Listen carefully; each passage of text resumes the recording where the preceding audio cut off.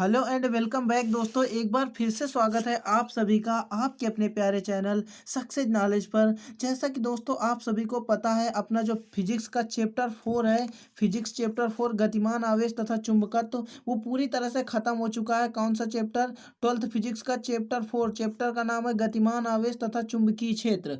वो चैप्टर अपना पूरी तरह से खत्म हो गया है, वो भी 12th फिजिक्स का। ठीक है, उसके न्यूमेरिकल्स की आज से हम लोग प्रैक्टिस करेंगे। आज की क्लास में फार्मूले बेस्ड न्यूमेरिकल करेंगे, ताकि जो डेरिवेशंस आपको कराए गए हैं वो आपको कंप्लीट हो जाएं। इसके बाद इनके कुछ जो हार्ड न्यूमेरिकल, सुपर न्यूमेरिकल होंगे, जो एग्जाम पर पूछे जाएंगे, वो करवाए जाएंगे। ये भी एग्जाम पर पूछे जाते हैं, ऐसा नहीं है, लेकिन सुपर न्यूमेरिकल से बाहर नहीं जाता, वहाँ पे सब कुछ रिवाइज करा दिया जाता है आपको। तो आज की क्लास पे आप अपने फार्मूलों को रिवाइज कर लीजिए, और कल की क्लास में हम लोग बेहतरीन न्यूमेरिकल्स को करेंगे। जो बच्चे कमजोर हैं बेस करके, वो जरूर इस क्लास को वॉच करें। ठीक है, देखिए यहाँ पे पहला क्वेश्चन है, एक इलेक्ट्रॉन 0.5 न्यूटन प्रति एम्पियर के चुंबकीय क्षेत्र में 3 × 10⁻⁷ मीटर पर सेकंड की चाल से एक वृत्ताकार पथ में घूम रहा है। वृत्त की त्रिज्या वह इलेक्ट्रॉन की गतिज ऊर्जा क्या होगी? हमसे पूछा है कि कोई एक वृत्त है, वृत्ताकार पथ पर कोई चुंबकीय क्षेत्र 0 इतने न्यूटन प्रति एम्पियर के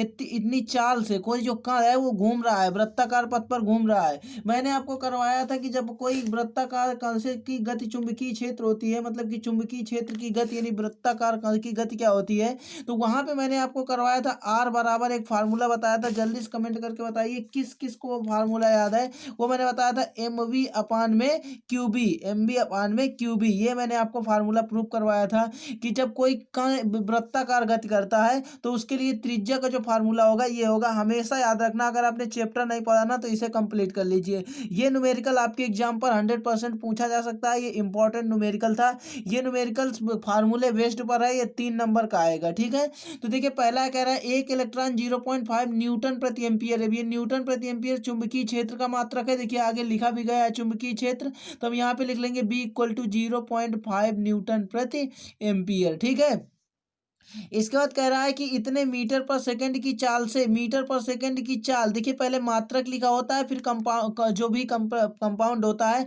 वही लिखा होता है। चाल, चाल को हम कैसे व्यक्त करते हैं? वी से। वी इक्वल टू दिया गया है 3 × 10⁻⁷ मीटर पर सेकंड की चाल से एक वृत्ताकार पथ में घूम रहा है।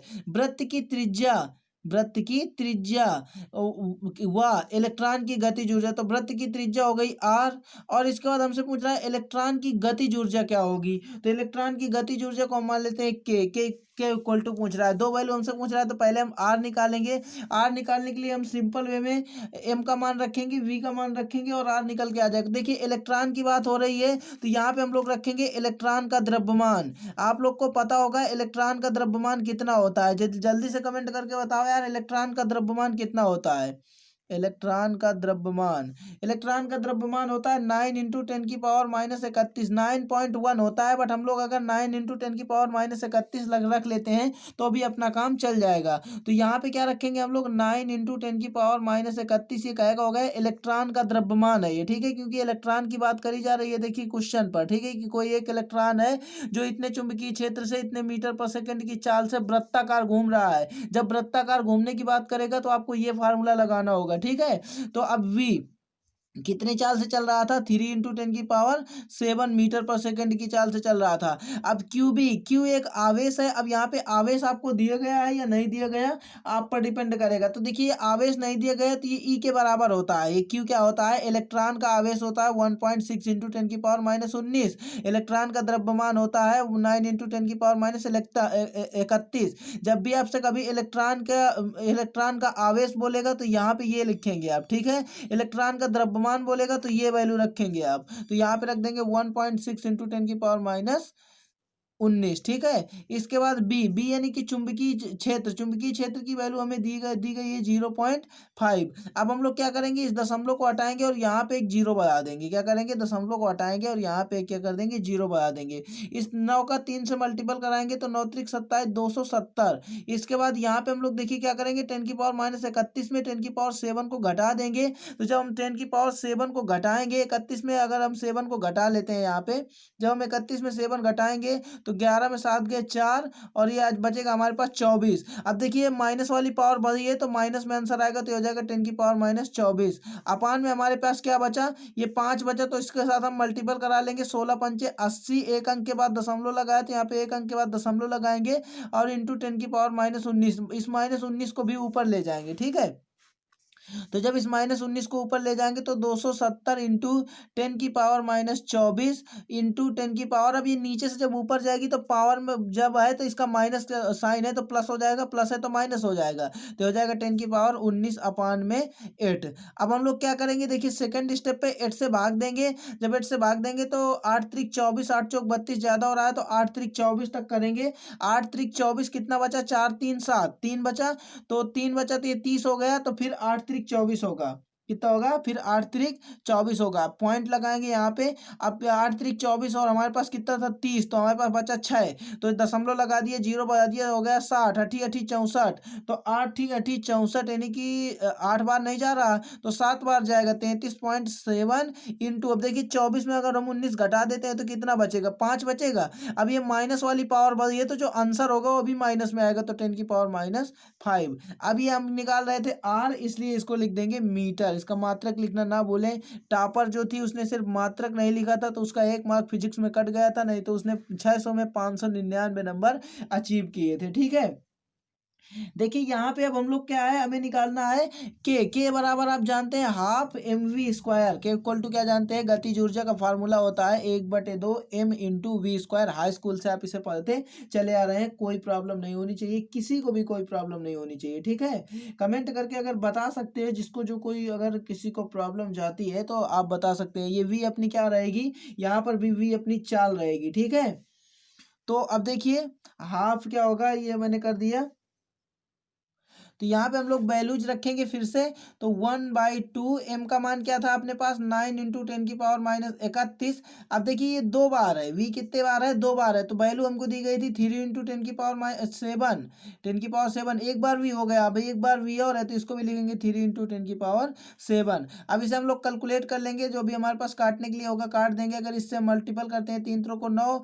और 9 9 81, 81/2 और इंटू में देखिए 7 7 कितनी पावर हो गई, 14। जब हम 31 में 14 घटा देंगे तो हमारे पास जो पावर बचेगी वो बचेगी 17। 31 में जब हम 14 घटा देंगे तो हमारे पास पावर बचेगी, 11 में 4 गए, 11 में 4 गए तो बचेगा अपने पास 7, और यहाँ पे 2 में 1 गए 1, तो 10 की पावर कितना बचा, 17, वो भी माइनस में, क्योंकि माइनस का पावर बड़ा है। जब ये बेस बराबर है तो पावर आपस में जुड़ घट जाती है, ये आपको पता होगा क्योंकि अपने आप 4 चैप्टर खत्म हो चुके हैं। ठीक है, तो 10⁻17 हो जाएगा। अब इसमें हम लोग काट देंगे तो 40 हो जाएगा, क्योंकि 80 दो चौको 8, और यहाँ पे जब दो चौको 8 हो जाएगा तो जीरो बढ़ाएंगे। यहाँ पे जब हम लोग जीरो बढ़ा लेंगे तो ये क्या हो जाएगा अपना 2 हो जाएगा। कितना हो जाएगा, तो जब 2 से भाग देंगे तो ये हो जाएगा 2 दूनी के 4 और एक बचेगा, इसे जीरो बढ़ाएंगे ये 10 हो जाएगा, तो यहाँ पे पॉइंट लगा लेंगे जीरो बढ़ाने के बाद, तो ये कितने 40.5, 40.5 इंटू 10⁻17 जूल। क्या आ जाएगा, 40.5 इंटू 10⁻17 जूल। के इक्वल टू आ जाएगा, गतिज ऊर्जा का मात्रक होता है जूल। अब जिस जिस बच्चे के ये समझ में ना आया हो वो प्लीज कमेंट करके बताना बेटा, सबके समझ में आना चाहिए, क्वेश्चन मोस्ट इंपॉर्टेंट है। अभी मैं क्या करा रहा हूँ, सिर्फ आपके फार्मूले मजबूत करवा रहा हूँ। जब आगे मोस्ट इंपॉर्टेंट सुपर न्यूमेरिकल्स कराऊंगा वहां पे फिर आपको प्रॉब्लम जाएगी, अगर यही नहीं समझ में आ रहे तो आप इन्हें समझने की पूरी कोशिश करिए। चलते हैं नेक्स्ट न्यूमेरिकल में। यहाँ पे देखिए नेक्स्ट न्यूमेरिकल क्या है, दो समांतर धारावाही चालकों के बीच क्रमशः 2 एम्पीयर तथा 5 एम्पीयर की धारा प्रवाहित की जाती है। दोनों तार एक दूसरे से 25 सेंटीमीटर की दूरी पर स्थित हैं, जिनकी लंबाई 10 मीटर है। तारों की लंबाई कितनी है, 10 मीटर है। तो उन पर उत्पन्न चुंबकीय क्षेत्र की, उन पर उत्पन्न चुंबकीय बल की गणना करनी है हमको। किसकी, उन पर उत्पन्न चुंबकीय बल की गणना कीजिए। अब देखिए मैंने आपको पढ़ाया था दो समांतर धारावाही चालकों के बीच में बल, वैद्युत बल F इक्वल टू बताया था μ0/4 पाई इंटू में 2I1I2/में L इसके बटे मैंने बताया था कि जब एकांक कर देते हैं तो L इसके अपान में आ जाता है। तो अब सिंपल वे में हम इसको उस क्वेश्चन को पढ़ें और हमारा आंसर हमें मिल जाना चाहिए, अगर हम लोग डेरिवेशन अच्छे से किए हैं तो। अगर डेरिवेशन ही अच्छे से नहीं किए हो, न्यूमेरिकल वो फार्मूला ही नहीं पता, तो आप बताओ न्यूमेरिकल को कर पाओगे, नहीं कर पाओगे ना। इसलिए मैं आपसे कहता हूँ कि यार आप एक काम करिए कि कायदे से पहले ना आप अपने न्यूमेरिकल्स को कंप्लीट कर लीजिए, नहीं तो वहाँ पे आपको क्या जाएगी, प्रॉब्लम जाएगी। अपने चैप्टर का जो भी पार्ट बचा होगा उसे मैं लास्ट तक 101% कंप्लीट करा दूंगा, इसमें से आप बेफिक्र रहिए। देखिए यहाँ पे क्या है, बहुत सारे बच्चे कमेंट करके बता रहे हैं कि mu naught upon four mu naught into F silent not की वैल्यू निकालना बता दीजिए, वो भी वो करा दूंगा, वो छूट गया है पॉइंट, उसे जरूर कराऊंगा, ठीक है। दो समांतर धारावाही चालकों के बीच क्रमशः दो आई वन इक्वल टू दो दो धाराएं दी है, एम्पियर एम्पियर, तो हम पहले को आई वन मान लेंगे तो 2 एम्पियर, और दूसरे को आई टू मान लेंगे तो आई टू इक्वल टू 5 एम्पियर। इसके बाद कह रहा है धारा प्रवाहित की जाती है, दोनों तार एक दूसरे से 25 सेंटीमीटर की दूरी पर हैं, तो आर जानते हैं आप दूरी होता है, तो आर इक्वल टू हम लोग क्या कर लेंगे, 25 सेंटीमीटर। इस सेंटीमीटर को अगर हम हटाएंगे तो मीटर में चेंज करेंगे तो 10⁻²⁻² का मल्टीपल होगा, तो 25 इंटू 10⁻² मीटर, ठीक है, आर इक्वल टू हो जाएगा। इसके बाद हमें क्या दिया गया है, उन दोनों तारों की जो लंबाई है एल इक्वल टू वो 10 मीटर है, तो अब हम लोग के पास फार्मूला होता है एफ इंटू एल, या एफ बराबर म्यू नॉट इंटू 4 पाई या 2 पाई, 4 पाई करेंगे तो वहां से 2 हटाना पड़ेगा, 2 pi into 2 I1 I2 2 I1 I2 अपान में आर, ठीक है, 2 I1 I2 अपान में आर, बस इसी फार्मूले में आपको वैल्यू रख देनी है, इंटू में एल होता है यहाँ पे, तो म्यू नॉट अपान 2 पाई की जो वैल्यू होती है वो होती है 2 इंटू 10⁻⁷, क्योंकि आप जानते हैं म्यू नॉट अपान 4 पाई की वैल्यू, म्यू नॉट अपान 4 पाई की वैल्यू होती है 1 इंटू 10⁻⁷। अगर आपसे कोई कह दे म्यू की वैल्यू कितनी होती है तो इस 4 पाई को उधर ले जाएंगे, बोल देंगे 4 पाई इंटू 10⁻⁷। अगर आप कोई बोल दे आपसे कि देखिए यहाँ पर अगर आपसे कोई बोल दे म्यू नॉट अपान 2 पाई की वैल्यू होगी क्या होगी, तो यहाँ पे 2 रहेगा तो इस 2 को यहाँ ले जाएंगे तो 2 इंटू 10⁻⁷, मतलब म्यू नॉट अपान पाई की वैल्यू क्या होगी, तो 4 इंटू 10⁻⁷, तो ये आप बता देंगे, ठीक है। तो म्यू नॉट अपान 4 पाई की वैल्यू होगी 2 इंटू 10⁻⁷ इंटू 2। अब देखिए ये I1 I2 क्या है, ये I1 है, ये I2 है, तो I1 की वैल्यू भी हमारे पास 2 है, और I2 की वैल्यू है 5, और L की वैल्यू है 10। इसके बाद ये R की जो वैल्यू है हमारे पास वो दी गई है 25 सेंटीमीटर, तो 25 इंटू 10⁻⁻² मीटर। अब देखिए इस 5 से अगर हम इसे कैंसिल करें, 5 के 5 5 पचे 25, 5 एक 5, 5 दूनी के 10, ये कैंसिल हो गया। अब हम लोग क्या करेंगे, इसका मल्टीपल कर लेंगे, मल्टीपल करेंगे तो देखिए हमारे पास क्या बचा, ये 2 बचा, ये 2 बचा, ये 2 बचा, तो हम लोग कर लेंगे 2 का 2, 2 दूनी 4, 2 तिहाई 6, तो ये आ जाएगा 6 गुणे 10⁻⁷, अब अपान में 10⁻², तो ये ऊपर चला जाएगा, जब ये ऊपर जाएगा तो 6 इंटू 10⁻⁷ इंटू 10⁻+2, तो ये इसमें घट जाएगा, तो ये बचेगा 6 इंटू 10⁻⁵।